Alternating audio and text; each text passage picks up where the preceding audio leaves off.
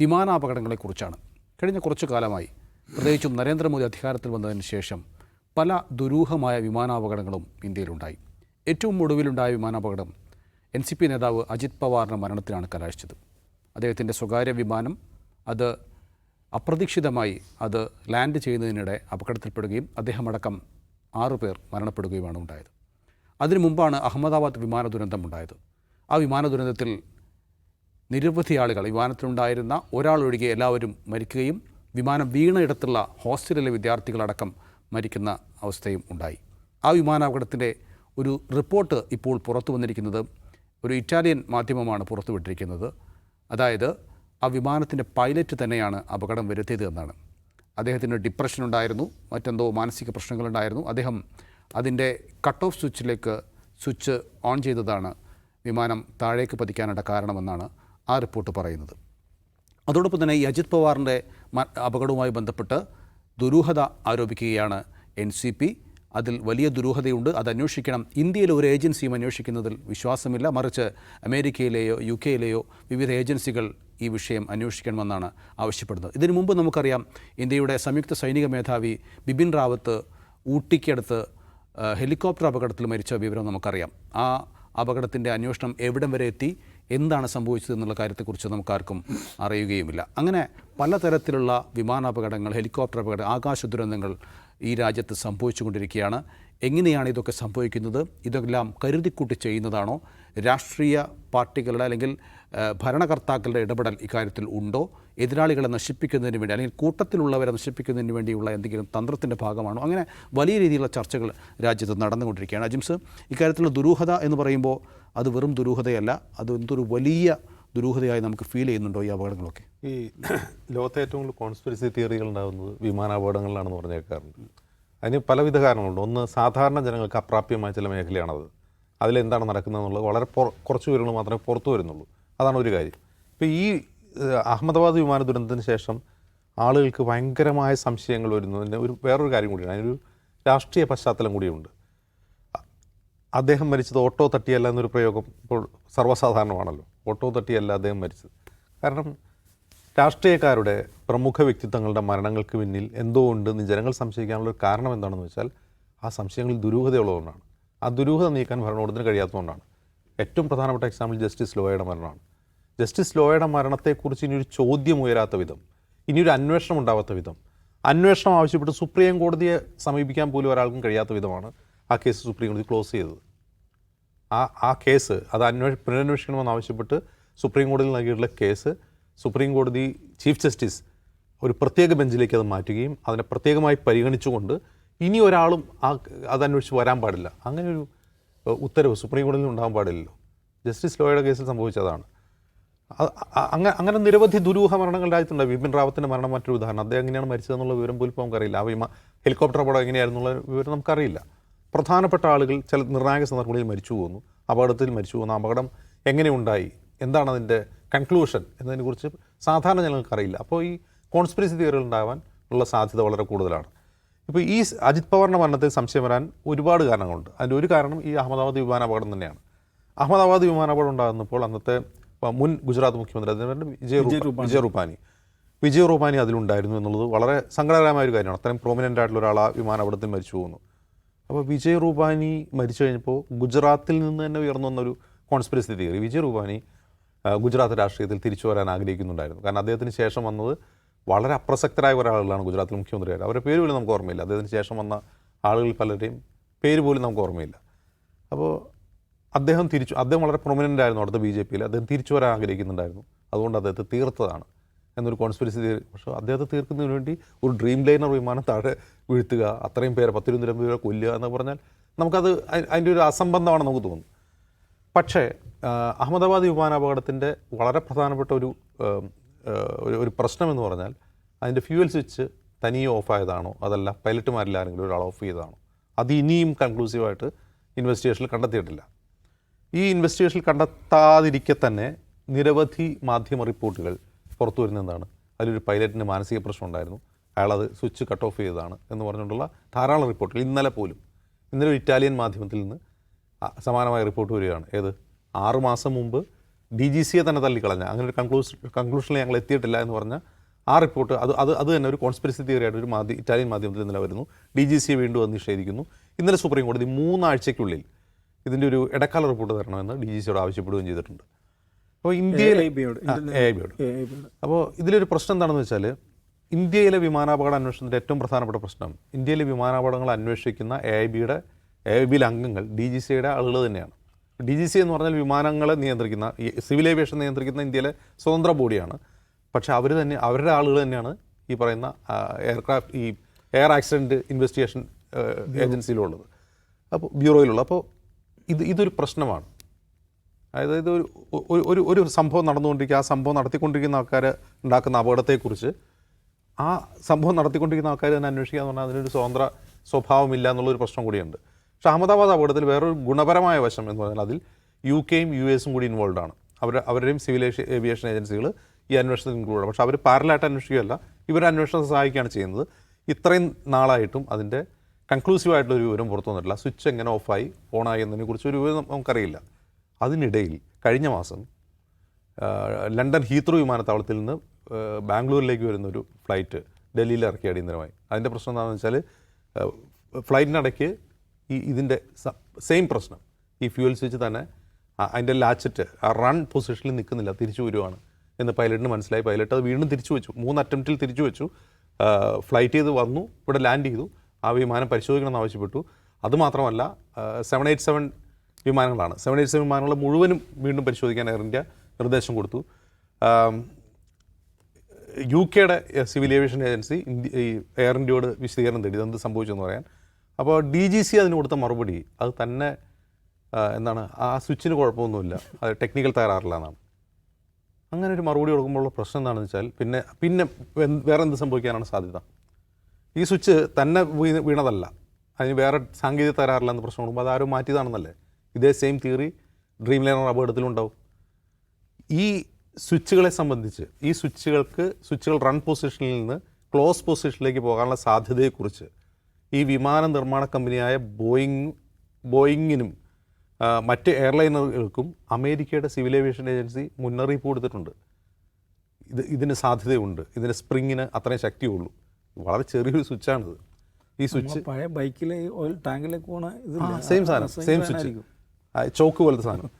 ഈ സ്വിച്ചിന് റിസർവിലേക്ക് മാറ്റാം, റൺ പൊസിഷനിൽ നിന്ന് ക്ലോസ് പൊസിഷനിലേക്കുള്ള സാധ്യതയുണ്ടെന്നുള്ള വാണിംഗ് കൊടുത്തിട്ടുണ്ട്. ആ വാണിംഗ് ഉണ്ടായിരിക്കെ എന്തുകൊണ്ടാണ് അതിൽ കൃത്യമായ അന്വേഷണം നടക്കാത്തതെന്ന് ചോദിച്ചാൽ, ഇതിന് പിന്നിൽ മറ്റ് പല ജിയോ പൊളിറ്റിക്സും ഉണ്ട്. കാരണം ബോയിങ് വിമാന കമ്പനി അമേരിക്കയിലാണ്.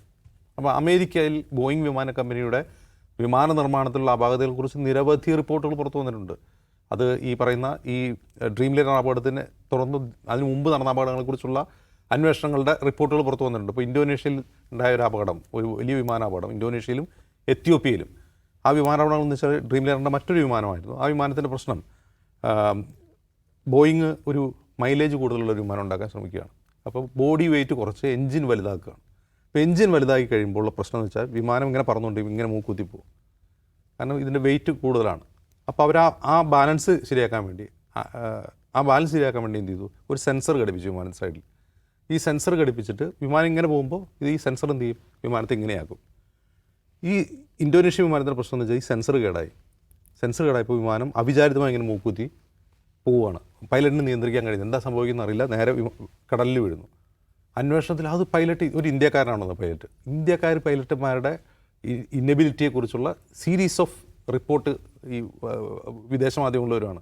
ഇന്ത്യക്കാർ വിമാനം പറത്താറിയില്ല. അവസാനം ഈ ബന്ധുക്കൾ നിരന്തരമായി അമേരിക്കൻ കോൺഗ്രസ് ഇടപെട്ടു അതിൽ അന്വേഷണം നോക്കുമ്പോൾ ഇങ്ങനൊരു സെൻസർ ഘടിപ്പിച്ച വിവരം ബോയിങ് പൈലറ്റുമാരെ അറിയിച്ചിട്ടേ ഇല്ല. ഇങ്ങനൊരു സെൻസർ ഉണ്ട് എന്നുള്ള കാര്യം പോലും. അതിൽ പരിശീലനം കൊടുക്കേണ്ടതാണ്. പരിശീലനം കൊടുക്കണമെങ്കിൽ കുറച്ച് പൈസ ചിലവാകും. അതുകൊണ്ട് എന്ത് ചെയ്തു, അതവിടെ പ്രവർത്തിച്ചോളും എന്ന് വിചാരിച്ച് ഇവർക്ക് ഇങ്ങനൊരു സംഭവമേ അറിയില്ല.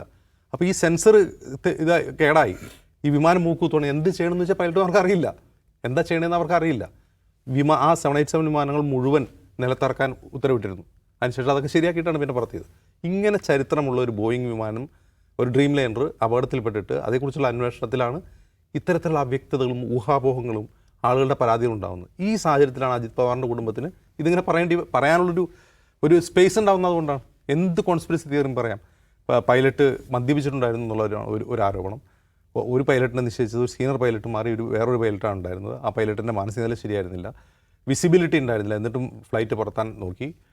അങ്ങനെ തുടങ്ങി നിരവധി ആരോപണങ്ങളാണ്. ചിലപ്പോൾ ഇതൊരു അപകടമായിരുന്നിരിക്കാം അജിത് പവാറിൻ്റെ. 12 സെക്കൻഡ്സ് അല്ലേ പറഞ്ഞുള്ളൂ, അത്രേ ഉള്ളൂ.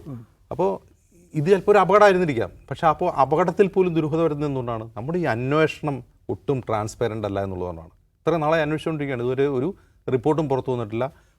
ആകാശത്ത് ഒരുപാട് കഥകളാണ്, പൈലറ്റുമാരെ ക്രൂശിക്കുന്ന തരത്തിലുള്ള റിപ്പോർട്ടുകളും പുറത്തു വന്നിട്ടുണ്ട്. ഇതാണ് യഥാർത്ഥത്തിൽ അജിത് പവാറിൻ്റെയും നമുക്കറിയില്ല എന്താണെന്നുള്ളത്. അതും അന്വേഷിച്ചിട്ട് എന്തെങ്കിലും ഒരു കൺക്ലൂസീവ് നമുക്ക് കിട്ടില്ല. ബിപിൻ റാവത്തിൻ്റെ മരണം എങ്ങനെ നടന്നു നമുക്കറിയില്ല. പിന്നെയാണ് ഇനി അജിത് പവാറിൻ്റെ. എതിരാളികളെ ആകാശത്ത് വെച്ച് തീർക്കാനുള്ള പരിപാടികളൊക്കെ നടക്കുന്നുണ്ടോ? അല്ല, എതിരാളികൾ ആകാശിച്ച് തീർക്കുക എന്നുള്ളത് ലോകത്ത് പലയിടത്തും ഉണ്ടായിട്ടുണ്ട്. ഇപ്പോൾ നമ്മുടെ തന്നെ തൊട്ടയൽപ്പക്കത്ത് ഇപ്പം സിയാ ഉൽ ഹക്ക് വിമാനാപകടത്തിൽ മരിച്ച ആളാണ്. അത് വിമാന അപകടമല്ല, അത് ബോധപൂർവമായ ആക്രമണമാണെന്നുള്ളതാണ് അത് പൊതുവെ അംഗീകരിക്കപ്പെട്ടുള്ള കാര്യമാണ്. പക്ഷേ ഈ പറഞ്ഞ കാര്യം ഇവിടെ ഇതിപ്പോൾ ഒരു യാത്രാ വിമാനമാണ്. ഇപ്പോൾ 216 ആളുകളാണ് അതിൽ കൊല്ലപ്പെടുന്നത്. ഇത്രയൊക്കെ എന്താ പറയുക, ഭീകരമായ രീതിയിൽ ആളുകൾ കാര്യങ്ങൾ ചെയ്യുമെന്നൊക്കെ ഒരു പ്രശ്നമുണ്ട്. പക്ഷെ ഇതിൽ നമ്മൾ സാധാരണക്കാർ ഇത് ഇങ്ങനെ വരുന്ന കൺസ്പിറസി കഥകൾ കേൾക്കുക എന്നുള്ളതല്ലാതെ നമുക്കതിനകത്ത് പ്രത്യേകിച്ചൊന്നുമില്ല. ഈ അഹമ്മദാബാദ് വിമാനം അവിടെ ഉണ്ടായപ്പോൾ അതൊരു അപകടമല്ല, അത് അട്ടിമറിയാണ് എന്ന് ആദ്യമായിട്ട് എൻ്റെ ശ്രദ്ധയിൽ അങ്ങനെ വന്നത് BJPയുടെ കേരളത്തിലെ ഇൻ്റലക്ച്വൽ സെല്ലിൻ്റെ ചെയർമാനെ കൺവീനറായിരുന്ന BJP നേതാവാണ് TG മോഹൻദാസ്. അദ്ദേഹം അത് പറഞ്ഞൊരു വീഡിയോ തന്നെ ചെയ്തിട്ടുണ്ട്, ഇത് അട്ടിമറിയാണ് എന്ന്. മാത്രമല്ല അങ്ങേര് അതിനുശേഷം ഇപ്പം നമ്മുടെ ദുബായിലൊരു സംഭവം ഉണ്ടായില്ലേ, ദുബായിൽ എയർ ഷോയ്ക്കിടെ തേജസ് വിമാനം പൊട്ടിത്തെറിച്ചു. അത് ഭീകരമായിരുന്നു. എന്ന് വെച്ചാൽ സാധാരണ യുദ്ധവിമാനങ്ങളൊക്കെ അപകടത്തിൽപ്പെടുമ്പം ഇജക്ഷൻ, പൈലറ്റുമാർക്ക് ഇജക്റ്റ് ചെയ്യാനുള്ളൊരു സാവകാശം കിട്ടാറുണ്ട്. അതുപോലും സാധിക്കുന്നില്ല. ലൈവായിട്ടാണല്ലോ, പൊങ്ങുന്നു, നേരെ കീപ്പിട്ട് പോകുന്നു, പൊട്ടിത്തെറിക്കുന്നു. ഇതാണ് നമ്മൾ കാണുന്നത്. അപ്പോൾ തേജസ് വിമാനത്തിൻ്റെ ഇത്, അതേപോലെ അജിത് പവാറിൻ്റെ അദ്ദേഹത്തിൻ്റെ ഇതെന്താണെന്ന് വെച്ചാൽ ഫൈൻഡിങ് എന്താണെന്ന് വെച്ചാൽ ഈ ഇത്തരം അപകടങ്ങൾ കൂടിയിരിക്കുന്നത് ഓപ്പറേഷൻ സിന്ദൂറിന് ശേഷമാണ്. അപ്പോൾ അതിലൊരു ബാഹ്യ ഇടപെടലുണ്ട്, ഒരു ഇലക്ട്രോണിക് സബട്ടേഷ്. ഇത് ഇദ്ദേഹത്തിന് മാത്രമല്ല കേട്ടോ. നമ്മൾ ഈ എക്സ്ട്രീം റൈറ്റ് വിങ് ട്വിറ്റർ സ്പേസിലേക്ക് പോയി കഴിഞ്ഞാൽ ഈ electronic sabotage Indian civil aviation ഇൻഡസ്ട്രിയിലും സിവിൽ ഏവിയേഷനിൽ മാത്രമല്ല ഇന്ത്യയിലെ പല മേഖലകളിലും ഈ നിലക്കുള്ള ഇലക്ട്രോണിക് ജാമിങ് ആൻഡ് സബട്ടേഷ് നടക്കുന്നു എന്നുള്ള തിയറി നമുക്ക് കാണാൻ പറ്റും. അത് കൂടുതലും വരുന്ന റൈറ്റ് വിങ് പ്രൊഫൈലുകളിൽ നിന്നാണ്, നമുക്കറിയില്ല. പക്ഷെ അത് ഈ ഇലക്ട്രോണിക് സബോട്ടേഷൻ ജാമിങ് എന്ന് പറയുന്നത് വ്യാപകമായിട്ട് നടക്കുന്നുണ്ട് ലോകത്ത്. വെനസ്വേലയിൽ മറ്റേ ആളെ പൊക്കിക്കൊണ്ടുവന്നില്ലേ, മെഡൂറോയെ. അതിനു മുമ്പ് അവിടെ എന്താ സംഭവിച്ചത്? കാരക്കാസ് സമ്പൂർണ്ണമായി ഇരുട്ടിലായി, വൈദ്യുതി വിതരണം സമ്പൂർണ്ണമായി നിലച്ചല്ലോ. അതിനെക്കുറിച്ച് ട്രംപ് തന്നെ ബോസ്റ്റ് ചെയ്യുന്നുണ്ട്, നമ്മളൊരു സ്വിച്ച് ഓഫ് ആക്കിയതാണ് കേട്ടോ. അവിടെ കാരക്കാസിൽ പോയിട്ട് എൻ്റെ ട്രാൻസ്ഫോറിൻ്റെ ലിവർ വലിച്ചതല്ല, അത് ഇലക്ട്രോണിക് ഇടപെടലായിരുന്നു അത്. ആ നിലക്കുള്ള പലതരത്തിലുള്ള ജാമിങ്, ഹൈജാക്കിങ്, സബട്ടേഷ്, ഈ ഇത്തരം മേഖലകളൊക്കെ നടക്കുന്നുണ്ട്. ഇലക്ട്രോണിക്സാണ് അതിനകത്ത്, അതിൻ്റെ സാധ്യതകൾ പോലെ തന്നെ. മലേഷ്യൻ വിമാനം അവിടെ പോയി ഇപ്പോഴും അറിയില്ല. ഇപ്പോഴും അറിയില്ല മലേഷ്യൻ വിമാനത്തെക്കുറിച്ച്, അജ്ഞാതമാണ് അങ്ങോട്ട് പോയി എന്നുള്ളത്. അപ്പോൾ അതുകൊണ്ട് ഇന്ത്യയെ സംബന്ധിച്ചും തുടർച്ചയായിട്ട് ഇത്തരം സംഭവങ്ങൾ നടന്നുകൊണ്ടിരിക്കുന്നു. അതിൽ വലിയ കാഷ്വാലിറ്റി, ഇപ്പം ഈ അജിംസ് ഇപ്പോൾ പറഞ്ഞില്ലേ ഹീത്രോ എന്നുള്ള വിമാനം നോക്കൂ, അത് എത്ര യാത്രക്കാരുള്ള വിമാനമാണ്. അതാണ് പെട്ടെന്ന് ലാൻഡ് ചെയ്യുന്നത്, ഡൽഹിയിൽ ലാൻഡ് ചെയ്യുന്നത്. അപ്പോൾ ഇതേ പ്രശ്നമാണ്. ഇപ്പോൾ ഇന്നലെ വന്ന ഇറ്റാലിയൻ മാധ്യമത്തിൽ വന്ന റിപ്പോർട്ടുണ്ട്, അത് ഈ പറയുന്ന എയർ ആക്സിഡൻറ്റ് ഇൻവെസ്റ്റിഗേഷൻ ബ്യൂറോയുടെ റിപ്പോർട്ടിനെ ഉദ്ധരിച്ചുകൊണ്ടാണ് അവർ പറയുന്നത്. ആ റിപ്പോർട്ടിലുള്ള കാര്യം എന്നുള്ള നിലക്കാണ് ഈ ഇറ്റാലിയൻ പത്രം ഇത് റിപ്പോർട്ട് ചെയ്യുന്നത്. അത് പറയുന്നൊരു കാര്യമുണ്ട്, ഇവർ തമ്മിൽ സംഭാഷണം നടക്കുന്നുണ്ട്, പൈലറ്റും കോ പൈലറ്റും തമ്മിൽ. ഇത് ആരാണ് ഓഫാക്കിയതെന്ന് ചോദിക്കുന്നു. ഞാൻ ഓഫാക്കിയില്ലല്ലോ എന്ന് ഈ പറയുന്ന സബർവാൾ മെയിൻ പൈലറ്റായുള്ള ആൾ പറയുന്നു. അതിലേക്ക് പറയുന്നത് ക്ലീൻ ചെയ്ത ഓഡിയോ റെക്കോർഡ്സ് പരിശോധിച്ചു, അത് ഓഫാക്കിയത് ആരാണ് എന്ന് അതിൽ നിന്ന് മനസ്സിലാവും എന്ന് പറയുന്നുണ്ട്. അപ്പോൾ അത് ഈ പറയുന്ന പൈലറ്റാണ്.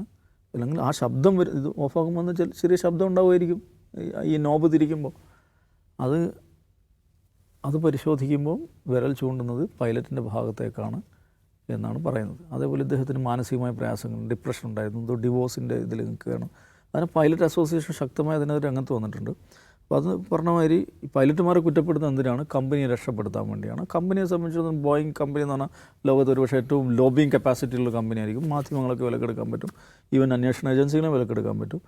അപ്പോൾ സിസ്റ്റത്തെ അതാത് രാജ്യങ്ങളിലെ പിന്നെ സംവിധാനങ്ങളെ കുറ്റപ്പെടുത്തി, പൈലറ്റുമാരെ കുറ്റപ്പെടുത്തി ബോയിങ് കമ്പനി ഇത്തരം സംഗതികളിൽ നിന്നെല്ലാം തലയൂരുകയാണെന്ന വിമർശനം അവർക്ക് വ്യാപകമായിട്ടുണ്ട്. ഈ പെർട്ടിക്കുലർ സീരീസിനെ കുറിച്ചുള്ള വിമർശനം നേരത്തെ തന്നെ ഈ ഇൻഡസ്ട്രിയിൽ വ്യാപകമായിട്ടുണ്ടായിരുന്നതാണ്.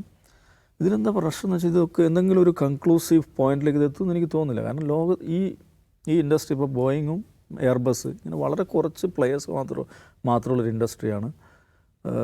അവർക്കാണെങ്കിൽ ഡിമാൻഡ് വളരെ കൂടുതലാണ്. ഓരോ രാജ്യവും വലിയ തോതിലുള്ള ഫ്ലീറ്റുകൾ അവർക്ക് ഓർഡർ ചെയ്തുകൊണ്ടിരിക്കുകയാണ്. അപ്പോൾ സപ്ലൈക്ക് അനുസരിച്ച് പ്രൊഡക്ഷൻ നടക്കുന്നുണ്ടോ, അല്ലെങ്കിൽ അത്രയും പ്രൊഡ്യൂസ് ചെയ്യാൻ മാത്രമുള്ള കപ്പാസിറ്റി ഉണ്ടോ? മാസ് സപ്ലൈ വരുമ്പോൾ, ഡിമാൻഡ് വരുമ്പോൾ ഇവർ ഈ പ്രൊഡക്ഷനിൽ ശ്രദ്ധിക്കുന്നുണ്ട്? ഇങ്ങനെയൊക്കെയുള്ള കുറേ ക്വസ്റ്റ്യൻസ് അതിനകത്ത് വരാം. പക്ഷേ ഇതിലെന്തെങ്കിലും ഒരു സൂക്ഷ്മമായ ഒരു പോയിന്റിലെത്തും, അത് ജനങ്ങളെ അറിയിക്കും എന്ന് ഞാൻ വിചാരിക്കുന്നില്ല. ഇത്തരം കൺസ്പിറസി കഥകൾ, ഗൂഢാലോചന കഥകൾ ധാരാളം ഇങ്ങനെ വന്നുകൊണ്ടിരിക്കും.